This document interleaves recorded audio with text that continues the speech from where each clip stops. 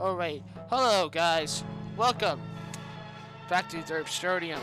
Maybe this time I can actually post this video for once in my goddamn life. Anyways, I think I'll actually try and do something with this, because this is a mod that I was eyeing for a while, but I was wanting to wait for it to update to By Blood Alone before I actually made a video on it. It is Pax Britannica, an Imperial timeline, and basically, I mean, I'm sure you've seen other YouTubers play it, certain people more popular than me, and it's like steampunk mixed with diesel punk, which with sort of iron harvest with horror element. It's hard to explain, but basically, in this world, American Revolution fails. Tesla actually manages to pull off his wireless technology. His wireless electricity transmission concept actually works. So we're gonna start a new game under the Shattered Continent. And I'm gonna play as Imperial Britain. This is a very narrative-driven mod, like TNO is. So, this should be quite fun. Shattered Continent. Oh yeah, they're gonna be adding an American update. I can't wait to play that. Right now, we're gonna do Shattered Continent. The old European order, so carefully maintained by armies of diplomats and politicians, was shattered in 1905 by the Great War. Europe, once again, became the theater of incredible violence as millions died in the trenches. And in the end, all that was truly achieved was the worst economic depression in recent memory, and the end of France's continental power. Europe is once again falling into armed camps. All that's needed now is a spark to light the powder keg. This is what will be Imperial Britain. The British Empire, once the undisputed ruler of the world, stands at the weakest point in their long history. The Great War broke the old continent of Europe, once so dutifully maintained by diplomats and leaders. Britain, caught up in the conflict, sacrificed millions of their soldiers across the French and Iberian fronts. While Europe languished in their post-war depression, Britain retreated into isolationism, relying on an increasingly dysfunctional system of imperial trade. With the Imperial Confederation, Imperial Archaic, and the constituent commonwealths more assertive, Britain faces a myriad of threats, within and without. We are led by His Royal Majesty George V, under the Tory party, the Tories of the Conservative. And, like a lot of mods, we don't actually start until the king dies. So, of course, I actually did a little bit of stuff before I realized I actually had to make a video on this because it's gonna be really fun, honestly. So, Imperial Britain features: maintain Britain's vast empire, guide Westminster a century, crush the Frankish foe. The what? Deal with the London market crash and continue the Pax Britannica. Oh, wait. The United Kingdom is a dominant world power in 1933. A victor of the Great War, Britain retreated into isolationism with the post-war long depression that gripped the global economy, propping itself up with inter-empire trade. The United Kingdom and her Imperial Confederation have weathered the storm were relatively unscathed. However, vast speculation bubbles, unstable currency, and growing global discontent threatened to undermine Britain's empire. Tensions continue to rise with the up-and-coming American Commonwealth. The United Kingdom faces threats from resurgent France and Russia, eager to settle the score for the Great War, as well as conflict within their increasingly precarious empire, the nation itself. The UK is a great power.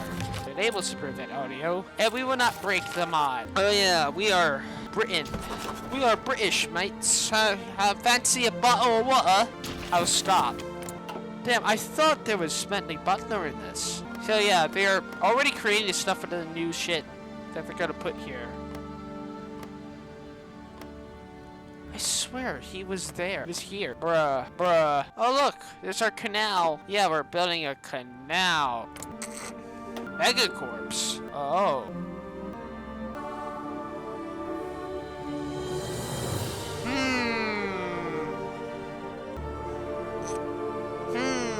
Oh god, that's loud. Yeah, hopefully this was better. A content map.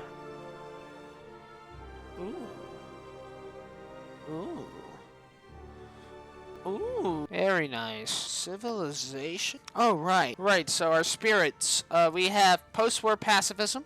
Britain's victory was for the cost of an entire generation. Millions died in the trenches across Europe and Normandy. And those who survived now hold sway over the political establishment. The people demand that Britain never again allow such a tragic occur. But with rising militarism across the continent, it may be necessary to re-energize the nation's Western spirit once more. We have the land of hope and glory. Britain's modern history, though fraught with conflict, has nonetheless maintained a tradition of parliamentary democracy. Economic stagnation that harms ability construction speed. I guess I'm gonna just drop the act. I don't want to be like that. I want to make some fun videos, things that aren't gonna bore you. So let's see. Overconfident general staff, territory. Yeah, basically, land and naval doctrines are crap because our military is just so confident, so full of themselves from beating the French once again. We have the unequal treaties, of course. We have head of the British Federation and our ailing, aging Mr. George V. We actually have some unique laws. See? Very nice. I can't wait to play around with this more because this looks fun. So anyways, before I realize that I should really consider this, I'm going to invest in canal construction. That's the only thing I did. But basically, all this is just all the shit here. This is for the Imperial Confederation. This is for the House of Commons, where we make concessions and do stuff at home, like jolly old England. This is our little... We decided not to go with building the Panama Canal for some bloody reason. I wonder, does this have the thing where you can like, doesn't look... Oh yeah, this is kind of a horror mod in a strange sort of ways. Intel, I'm gonna start working on that early. Research. So yeah, this is when I realized my reactions to this mod, which by the way are mostly blind. They're gonna be mostly out. Anyway, so the year is 1933 instead of 36. So check this shit out. We got pet pills. We can do stimulants. Yeah, we can do Breaking Bad. We can do the funny Jesse. George, we gotta cook the pet pills in the Thalassin Plus. We got Melange. We got Victory Tonic. Industrial grade stimulants. Look, it's Milk Plus. Only drinking by the most ambitious, resourceful, polite young gentleman. Soma. Oh god. Obitrol. Are we gonna be making substance F? Oh no. No, god. Ocular injected. Yeah. Man-made horrors beyond comprehension? Sign fuck up. We got flamethrowers. Shock jockeys. Oh yeah, that's right. Testicles. Nerve damage and liquefying soft tissue. These weapons are very effective in defending wet environments. Oh wow. Oh look, you can make up. Oh. No, they're not doggo units. They're Panzer Hounds from Wolfenstein. Bro, no, you don't do that to the... No! Oh, God.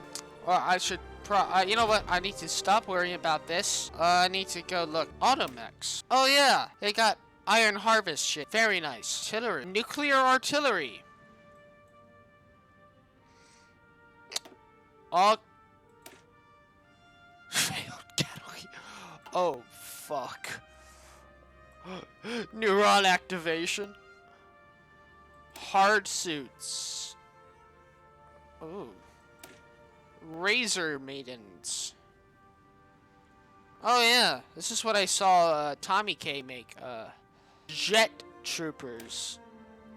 Let me guess, this inevitably results in you actually becoming integrated. No, I guess not. Jet trooper. Hey, that's cool, right? Naval. Hey, an electric torpedo. Ah, we must protect against the fucking climate damage we're about to do.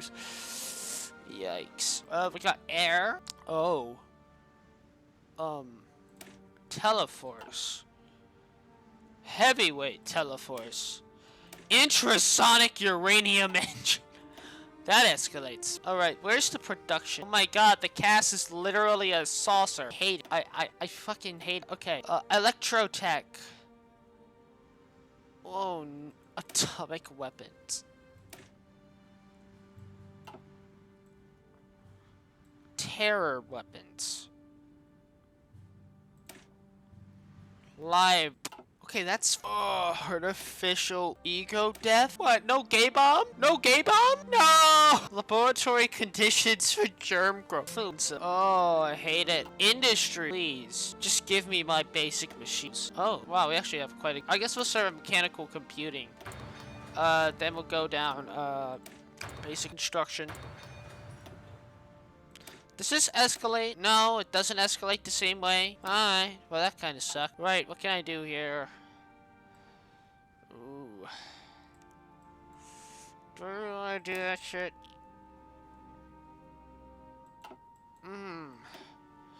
Well, I kind of will have to now, won't I? I guess we'll just start the basic thing and just get some support weapons. Oh my god, it's an armor piercing flechette. God, this is like War Crimes, the video game. Dude, it's like half the things in here are like literal war crimes. I hate it. Rubber, we don't need. Actually, what am I saying? We can use some rubber. Get some far construction. That leaves us with 21. 21? Right, it's very nice. Oh look, it's Stellaris stuff. Civilian. Let's go. 3. Fuck. I don't know anymore. I'll just, can you go see a Tesla tower? The global wireless network. Suffer industrial capacity. Do these guys have the internet in 1933? Because I could see that. Oh, right. This is one of those places need to build, honest to God, rations, isn't I guess we'll go there, build some stuff there. Hello, Dutch. What do I need? Ooh. I guess put it in a...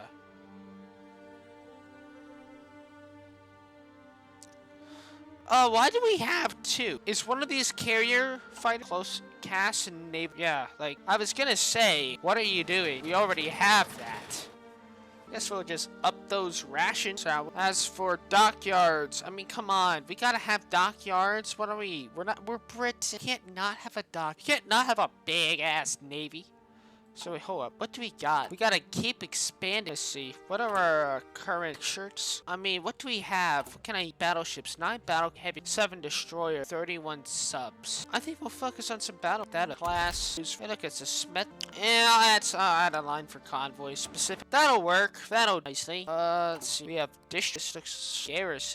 That's a parachute. What? A land ship. Lone vision. Colonial garrison. Oh, this is what we use for our colonial. Why do I have automats? Why do I have my automat division? I don't need that. I need my colonial. Right. Let's just see what we have. 3 automats. These are colonial. Outer Heaven. 16 colonial. And this is the main army. Veteran of campaign. Operation Overlord. What? Really? One of the worst atrocities. Over half?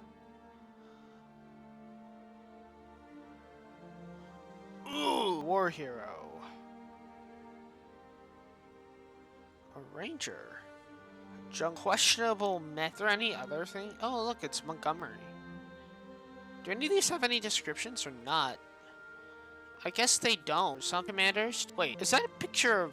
I guess I'll have, Allenby. I'll have, William Slim. This is... So what did I want, folks? It's a little badass. John Dill. Questionable methods for colonial persons, of course. The first Kibitz volunteer. Right. That took off 30 minutes to set up. Wow. Guess we set it to... Yeah, there we go. Let's set to 5 speed. Oh, right. I need to some get a line. Oh my god, Burnout Montgomery is augmented? Acute bodily rejection syndrome. He is shell-shocked. So, I guess, Edward has announced his intention to marry. Edward, the Arab representative, has approached his father with the intention to marry Princess Helen von Hohenzollern. The relationship's been largely kept under wraps for the last few years. After the king's health declining, Edward wishes to ensure his blessing of his condition to phase further. Though George's mental state is in decline, he retains his faculties enough to at least sign off on the marriage. Despite Edward's hopes, however, the open support of his father continues to elude him, and George slaps back into malaise almost immediately after the cut. Though he did not show it, his father's blood delusion clearly weighed on Edward, and he quickly left his father's side to match the engagement. What would have been one of the most important days in his life would, as always, be tempered by his ever-elusive father's emotional distance. At least it's not one of his mistresses. Aw, that sucks. Well, whatever. Suppose we shall set it on exercise. Let us set garrisons to max for the sake of the Republic. Well, for the sake of the Empire, because I may have did a bit of a fucky-wookie there. Great War spawned many new creations in warfare, the most famous one being the automat machines, designed to have developed to outflank the enemy and accurately hit static enemy targets. The automat is one of the greatest breakthroughs in military history. The Great War designs have several flaws. The armor is too thin, the structure too unreliable, the engines consume too much fuel for a short distance, and furthermore, the stability of the legs. But it is a solid foundation. A foundation very nice. Tory progressives, Whigs. Oh. Hey, for all for concessions to the Whigs, it's really safe because it means that they won't,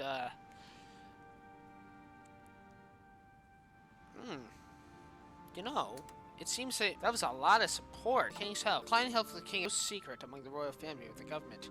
His governance of Britain during the last years of the Great War took a heavy toll on him mentally and physically. The last few months have been much harder than anyone could have expected. Complications from his habitual smoking and a respiratory infection have left him largely bedridden, further depressing his mental state. The doctors have kept him on a strict regimen of medications. He has continued to degrade mentally. Much of the royal family have believed his death will come sooner rather than later, and so they have returned to London to be with the king during his final days. We should Mondists in France. Oh, this isn't a super event. I see. Okay. So, the French Republic has been plagued by violence and instability since it was first conceived after the Treaty of Tours. Now, the final nail has been driven into France's failed experiment of republican democracy. Ines Armand, head of the left nationalist faction of the FPP, has seized control of the French state following a failed coup by party head Jacques Storiot. Armand has announced the formation of a new French state based on her ideas of Sorelianism and national cynicalism, pivoting the FPP in dramatically more revolutionary direction. Liberté, égalité, fraternité. Ironic. Can I send volunteers? Oh man, I can't. I'm not allowed to stand off the French province. Reign was forcibly demilitarized by the Treaty of Tours in 1910, intended by the Imperial powers to France imposing a threat to the German. It served as a constant reminder of France's humiliating defeat in the Great War. This morning, French troops marched into Lorraine. Ines of Lormont declared to the international community that the days of French weakness are over. This is but the first step in the reclamation of France's national pride, a worrisome development. There we go. The end of an era. The last days of Britain's King Empire were spent in a musty room in Sandringham House, breaking out consciousness only for the briefest moments to ask about the Empire. Each time the nurses would reassure him, each time he lapsed back into a daze. Day by day, fall further and further. He'd reproached him to marry, and now he sat at the deathbed of a father who barely even recognized him. George, for his part, had little ruminating on but regrets he cannot be like his father. Man who had steered his state through the catastrophe. Had he been more lucid, perhaps seeing his son would have been a common foundation, but his mind was lost in a morphine-induced mist. The hour finally came in the dead of night, as George's nurse administered one last dose of sedatives. The sun rose on an emperor without a king, and a son without a father. The king is dead. Long live the king. Oh, there we go. Deaf king. Wait. I did not just see that. Never mind. After suffering illness after illness, King George V slept peacefully at midnight, and with it, a new dawn shall arise. Eventually, King Edward VIII shall assume the throne, although the future of the empire remains uncertain, as our nation is facing a paradigm shift never before seen in the British Isles. Oh, we bypassed it. Oh, we gotta wait for an economic crisis further. That's very... Oh, look, we have a description. This matches troubled nation and even more troubled empire. Noted for its openness states to rise popularity. Ooh. Radical left. Known for his open distaste for the rising popularity of the Workers' Union Party, many leftists now fear that a Edward might abandon his political neutrality as king to interfere in politics. Amidst economic and political uncertainty, Edward's rise to power and lack of constitutional trust, King addresses the nation. Having been officially coronated as the new King Emperor of the British Empire, Edward addressed the nation via the radio. The future of the nation, he said, is to progress in Montana. The state is firmly foundation of the Imperial Confederation. However, he affirmed his enthusiasm for the soon approaching Imperial Congress. Though his father did not frequently choose to address the issue directly, Edward had instead chosen to fully embrace the modernization of the monarchy. A further announcement came that he would be conducting regular radio addresses to the country, attempting to answer questions so the public could further build bridges between the king and his countrymen.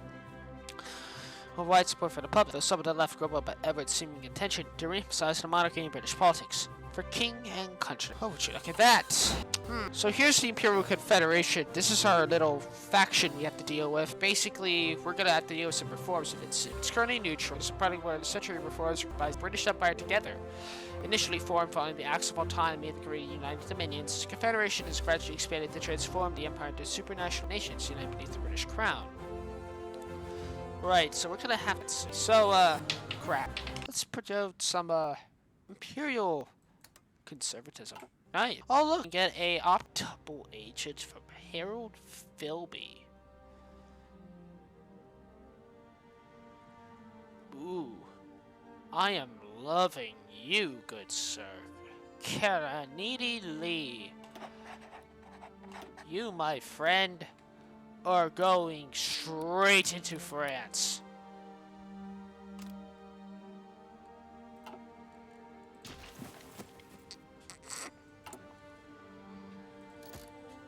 Army Department. Royal marriage of Edward VIII. Dignitaries from across Europe arrived in London today to celebrate the royal marriage of King Emperor Edward VIII to Helen von Hohenzollern, one of several princesses of Prussia. Helen's marriage to the British king further cements the ties between the British royal family and Germany.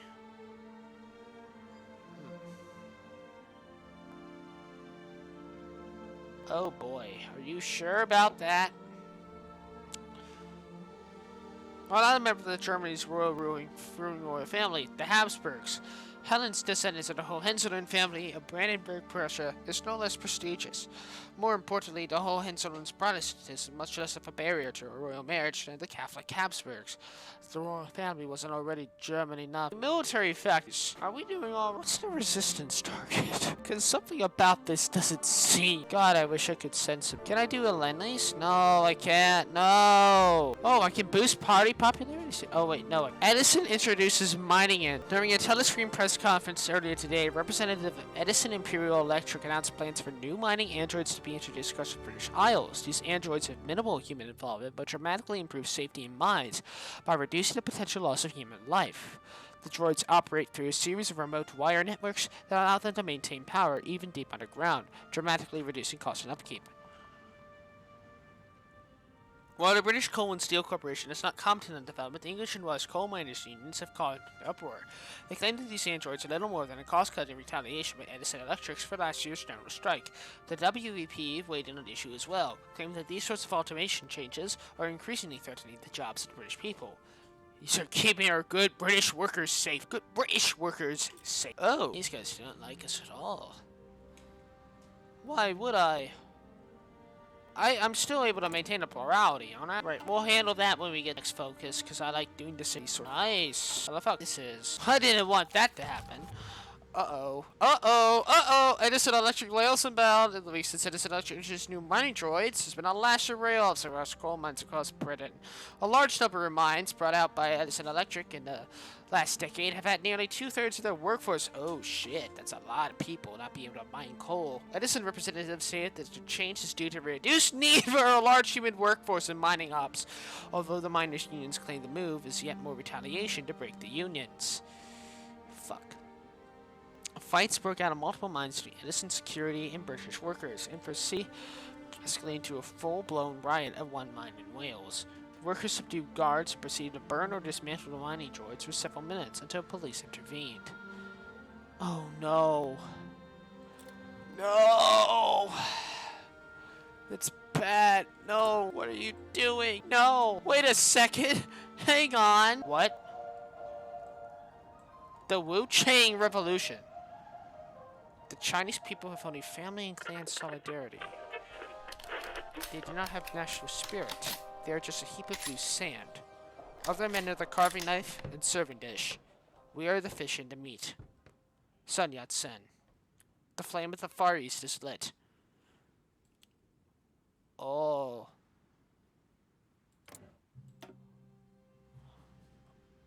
Oh.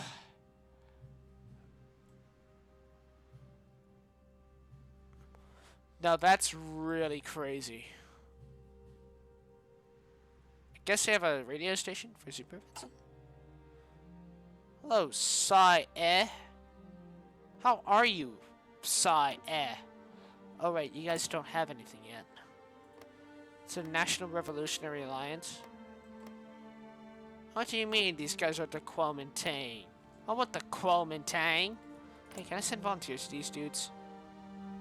Or join their war? I can join their war?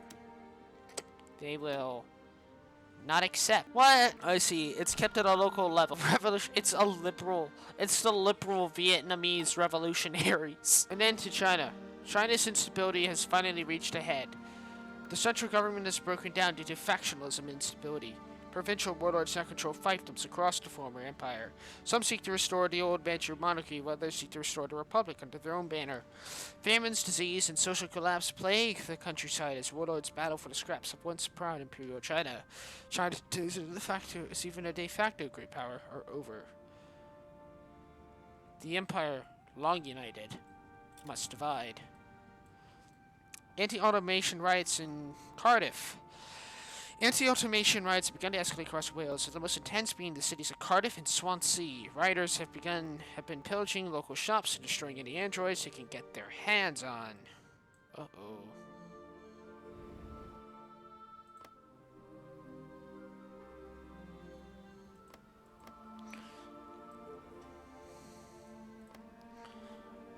Uh-oh.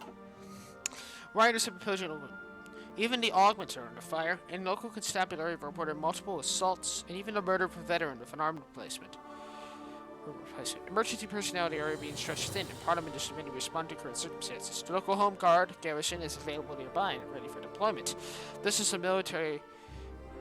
But the military police are good. Perhaps saying the riots are the best option?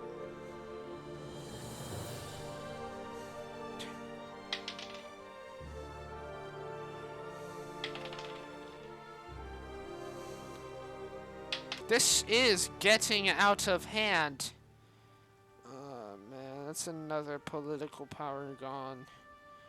Oh yeah, definitely. This is definitely the better choice, relatively speaking. I'll have to repair that infrastructure, won't I? Oh god, how bad did the resistance get? Oh shit.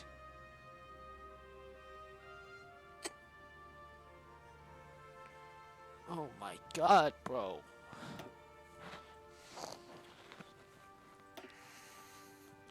Alright, that's it. Right, can we, yeah, that should be better. Tasmanian tiger, extinct. The Grand Victorian Exhibition Center in Greater Sydney declared at 9 o'clock a.m. this morning the last known Tasmanian tiger had passed away peacefully in its enclosure. The scientific world is... devastated. They're stunned and saddened by such a tragedy, and major efforts have already been taking place in preserving the animal's course of future research.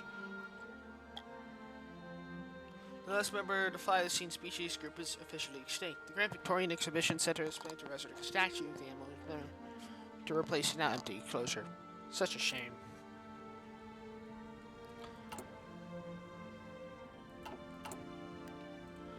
Boy, there's Tibet, there's the Shanghai Commune. Uh-oh.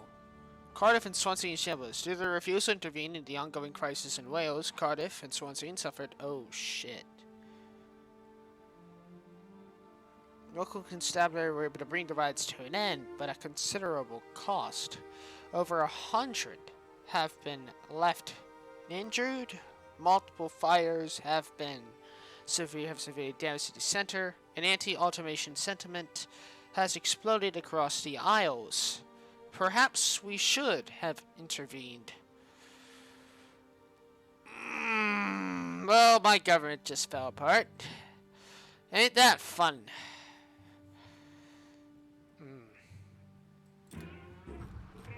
Automation crisis. In order to get what we've got, we have an effect. Trading these people out of what is the most important thing on Earth. The feeling of them being needed and useful. The foundation of self-respect. Kurt Vonnegut, player piano. Humans, refuted.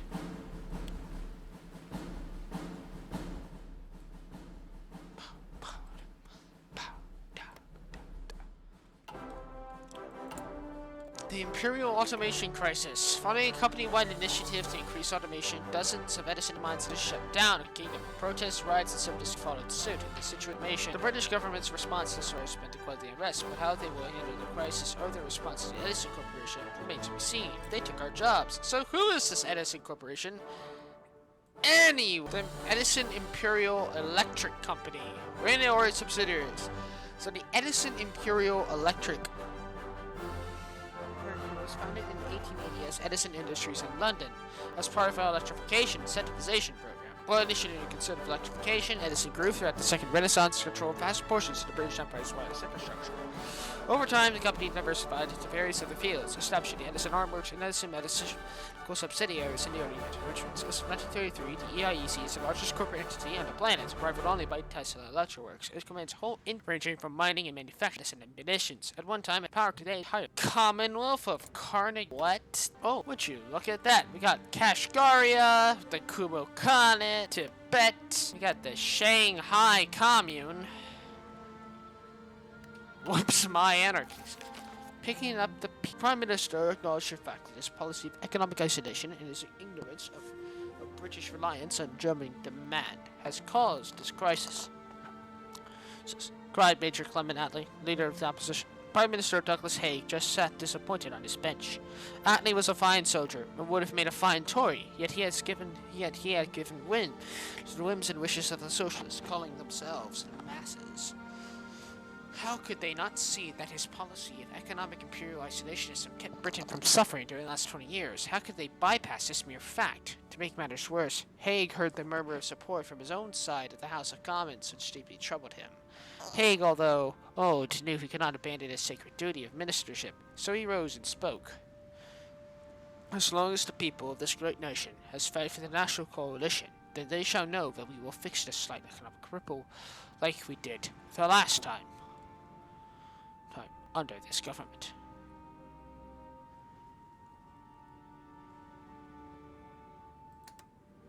Send some travel workers to Nicaragua.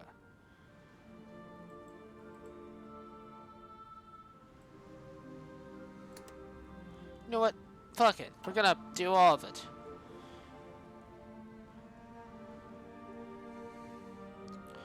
Haig knew that the National Coalition was his only way to keep Britain safe, and he intended to keep it that way. At least the coalition is still intact.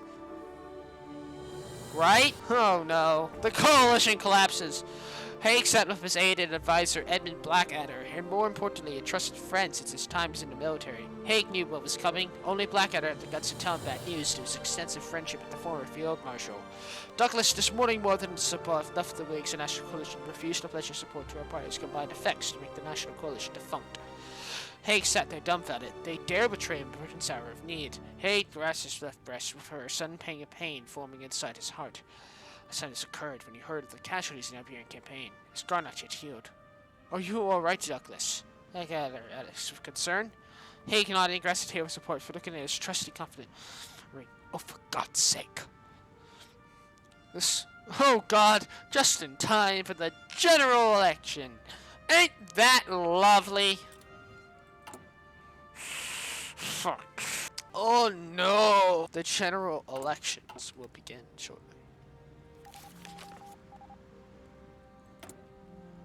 The general elections begin. Extra, extra, cried the paperboy at Piccadilly Circus. Due to the collapse of the National Coalition, the king has ordered with advice from his Prime Minister Anthony Eden, who succeeded to his predecessor Douglas Haig over the latter's health complications, that a snap general election shall occur. Look, Mongol Khanate.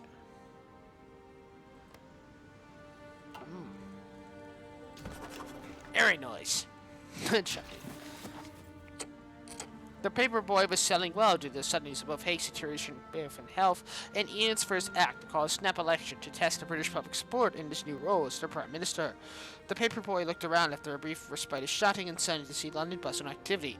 Posters were put up for the WP, the circus, while those NPP black shirts tore them down and replaced them with their own propaganda. He spoke at the corner and occasionally fought the crowd over political beliefs, which to voice amusement. But the paperboy also knew the tense atmosphere of the crowd. Whatever the result, everyone knew that this election would decide the fate of Britain in the years to come, for better or to worse. Let's see how many papers we can sell. That's beautiful. Hey, we got political power. Oh, look. Oh. The Russians are at war with the Mongols again? Kingdom. Oh no. Anarchism. Anarchism. The Ma family clique. The Ma clique. Oh my god. Oh, there goes Feng Chan. Hello, Zhang Zi. The Revolutionary Republic of Arabia? Where are all these things coming from? My god. What have you done? Oh, I can do stuff into foreign policy? Ooh. The Sana expedition. The Jordanian expedition, the Mashlik expedition. All right. So I guess we want to support the Rashidis? Is that it? Where am I jumping off exactly? Would I be jumping off? I would be declaring war on Yemen? Do I want to do this? Well, let's start with this, shall we? I guess we can do this, right? We can do some as well. Let's put the stuff to the Sana. Wait a minute, you idiots. What are you, idiot? Start with Jordan.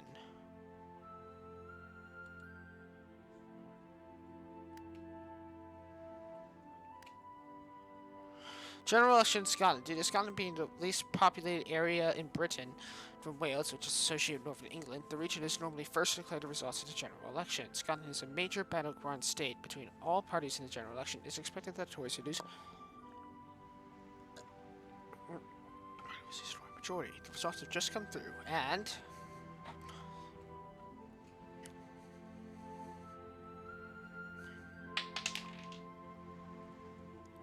the Tories maintain their majority.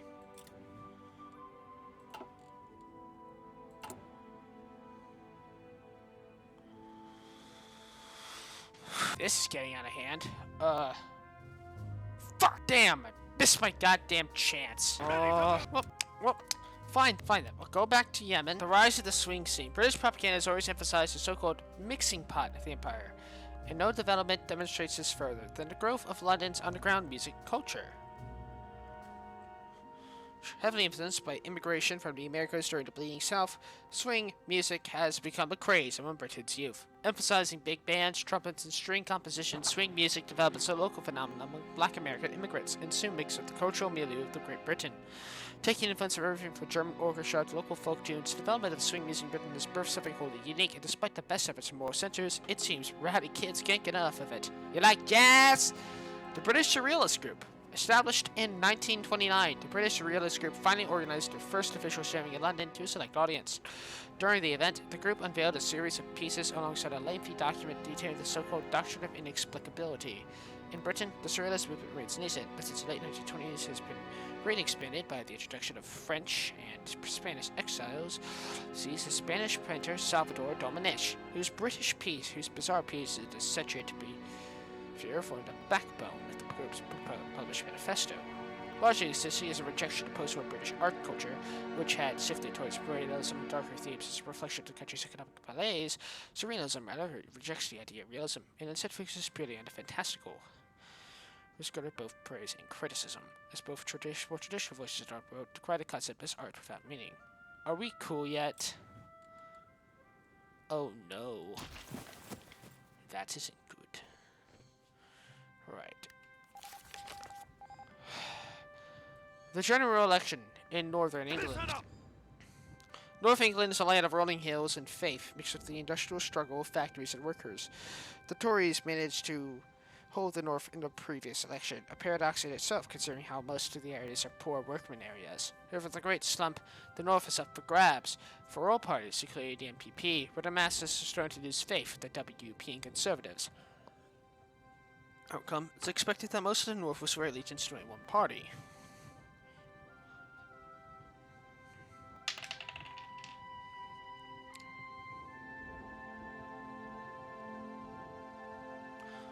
Four.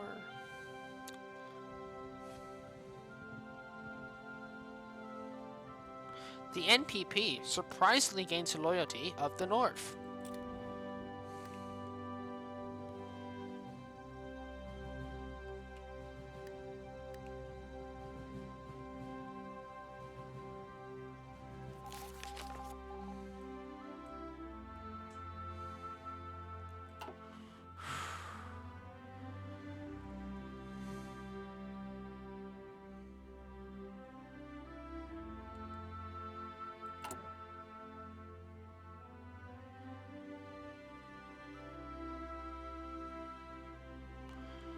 Alright.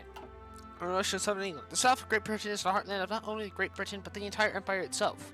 It's no one's surprise that the south is the most crucial part of the race, with more wealthy areas in London, capital of the Imperial Federation itself, is up for grabs.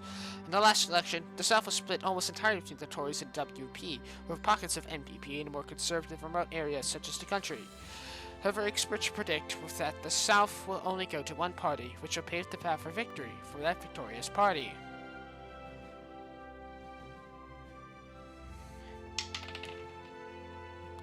The Tories gain more grounds.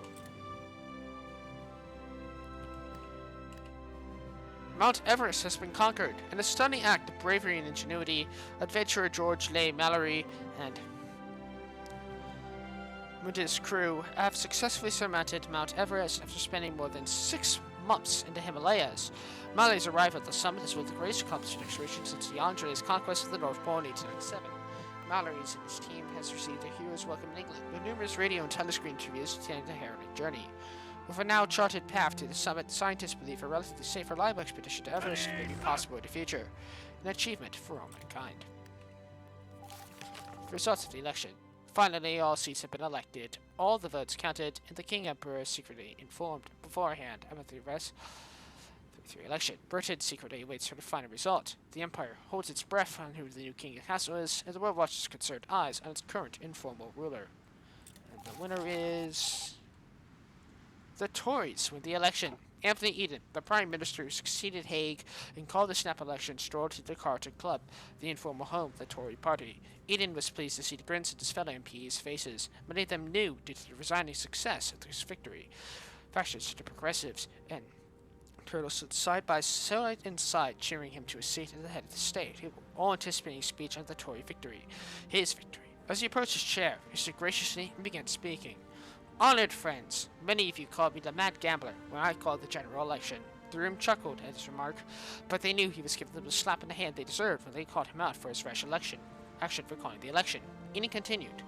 But now I stand here as an elected Prime Minister, with all my winnings intact, with many more in my pot. And with that, I plan to reward God. I think my voice might be overpowering things. And with that,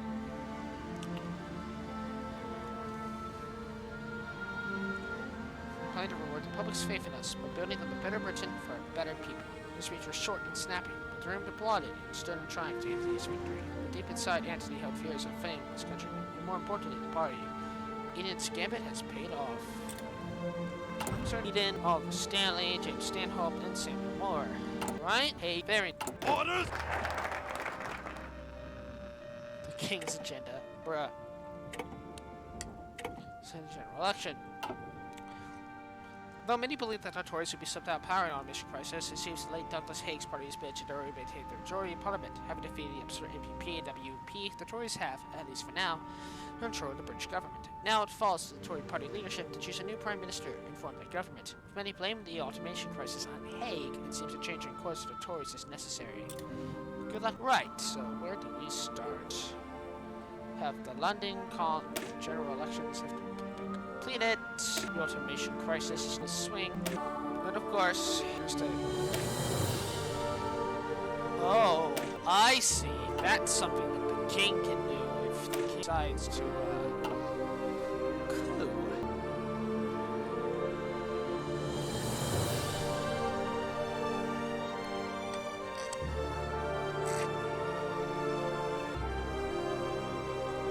Right, so, oh look, lyrics from London calling to the faraway towns. Now war is declared and battle come down. London calling. Oh, beautiful. I'm gonna get copyright for that, aren't I? Hey, so, is anybody here? Bro, there's so much stuff. God damn. As Prime Minister, the Tories have resisted the crisis and maintained their electoral mandate, which now leaves the question of who is to lead the new government. Anthony Eden, favored underling of Douglas Haig, has been tapped by the party to lead Tradition. Eden is an inoffensive figure, as he is easily controlled by hardliners, but some progressives see as their ticket of doing the damage to the Haig ministries.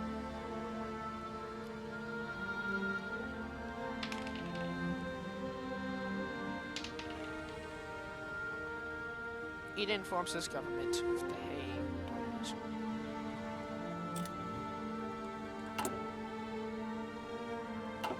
The launch of the Epsilon 1.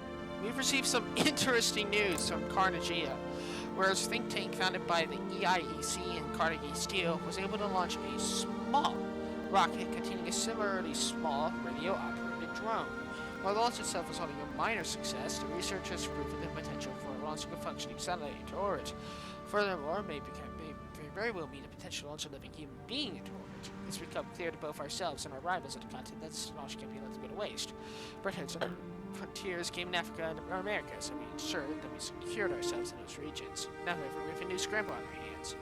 The Union Jack will be the first standard to touch the stars, no matter how much blood, sweat, or tears are needed. We cannot afford to lose our chance of conquering the cosmos. Epsilon 1 breaks records. The Carnegie scientists supported by the Edison Electric Company and Carnegie Steel successfully launched a small payload rocket into the atmosphere.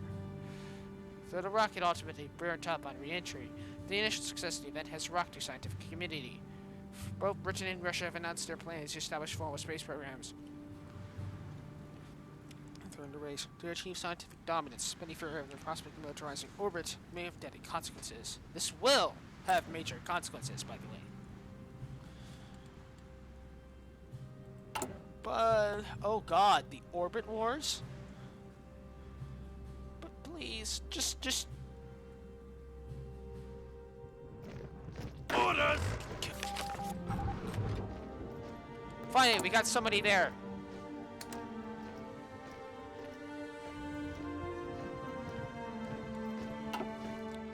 The death of Marshal Haig. It was reaching into the late morning and Douglas Haig had still not left his bedroom. Whilst there wasn't a strict no disturbance policy under the Haig household, the maid responsible for morning duty had thought it was best to not awake the Marshal from his seemingly deep slumber. Around early noon, loud thud had echoed from Haig's bedroom. In a rush, the maid went to investigate the sound and was horrified to see the Marshal had dead, lying in a pool of his own urine. Immediately, she let out a scream of horror. A few hours later, after medical examination, found that Haig had passed away because of a heart attack. Unfortunate. RIP. Right, we got all the people we need here. Ready!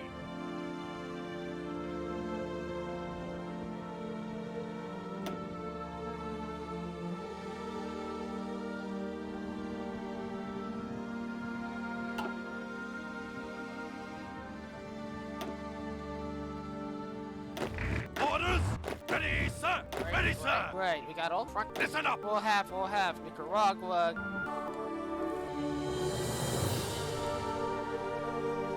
We will have Taiwan.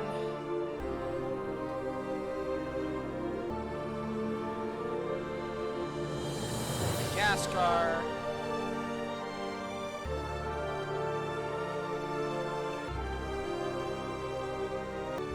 The Suez. Come on! Beautiful. Right.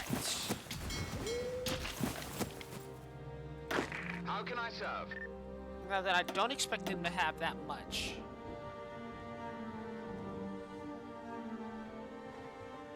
Old Guard, Jungle Rat, Ranger.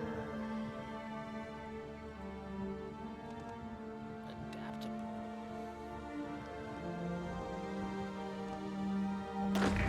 You know what, this seems like it's going to be a relatively low intensity conflict, so I kind of want to grind in general. Good one. You know what, we'll take pretty Orders! Arena. Now then.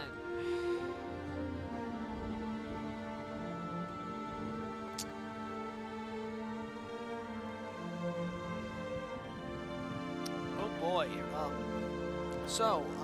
With the launch of the Epsilon 1 in New Alexandria, the viability of a rocket-propelled craft breaching the atmosphere and entering orbit has been possible, at least on paper. While the launch itself failed, the limited success has proven the potential of such enterprises. Our nation is not the first to realize this, and we must capitalize on the situation as quickly as possible. Britain and Russia have already begun plans to launch their own craft to succeed where Epsilon failed. If we fail to achieve hegemony over the heavens, we may face a catastrophic orbital gap with our rival. In order to win the orbit wars, we must successfully launch a communications satellite and human-crewed satellite into orbit.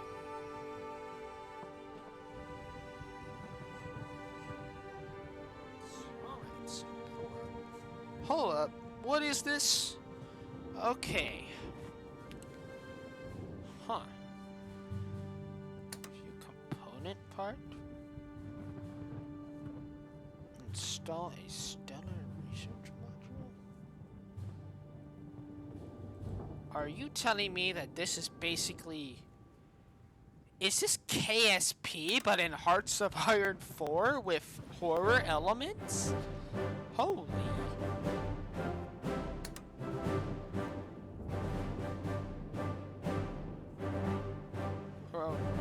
Well, I suppose the first step is having a test engine.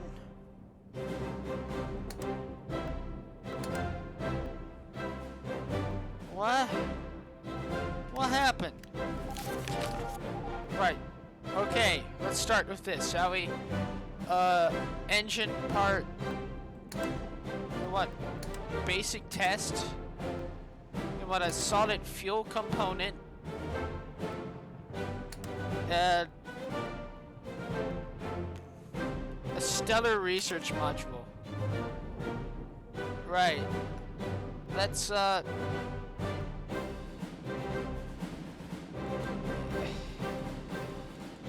This isn't gonna put me back, is it? No, it won't. Let's go initiate a launch. The National Recovery Act. The government with a majority in Parliament has passed the National Recovery Act to Britain's relief. The act ensures that the British government would allocate a large number of funds to public employment schemes whilst also implementing tax reform and new trade policies, easing the burden caused by the Great Slump, which will guarantee. This is but the first major act implemented by the new government to handle this crisis, and certainly not the last to deal with the depression caused by the Great Slump. The act is passed! Oh my god! That's so cool! Look at this! This is the best coalition government in the history of coalition governments! Listen, we have enough? Yeah, we should have enough. Orders! The Pact of Thorns. Uh-oh. Both France and Russia today proclaimed their newfound friendship under the common threat of the British and German empires. The Russian administration made clear that they weren't joining the Pact to prevent East. If France was to find itself at war, then Russia would jointly assist the nation militarily, and vice versa. Russia, historically British aligned nation, surprised many military analysts who would make of Russia joining the Imperial powers of France receiving the warpath to see it as a bulwark against French aggression. This is a prelude to something greater. Oh no, that ain't good.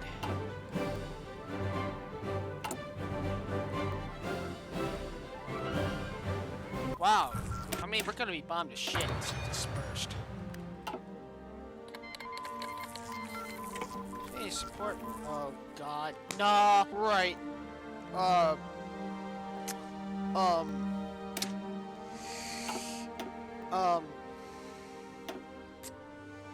gonna go out on a limb and say I'm probably going to want to deal with that. I guess we'll research MREs. Oh no. Oh, that's a problem, right? That's a big problem. I think that's something that this is a sign that it's a good time to leave off. Shove off, why don't we? Yikes. So tomorrow, we're going to be dealing with, a good bit of... Ready, sir! Of... Cricey. Well, I hope you enjoyed this episode. If you want to see more, please like and subscribe. And, you have a good day.